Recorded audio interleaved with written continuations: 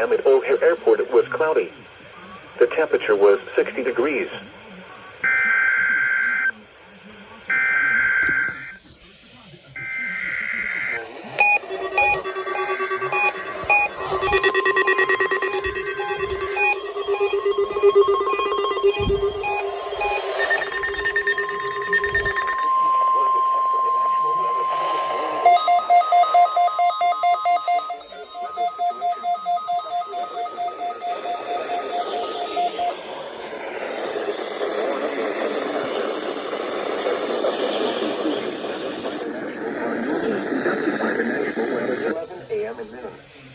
When there is the threat of or existing severe weather in the area on Wednesday, determined every Wednesday between available good weather days.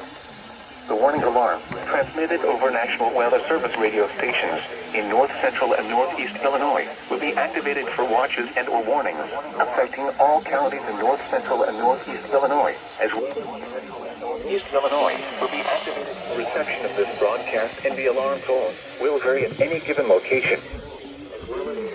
Northwest Indiana.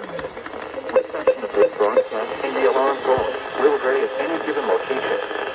This variability, normally more noticeable at a distance from a given transmitter, will occur even though you are using a good quality receiver.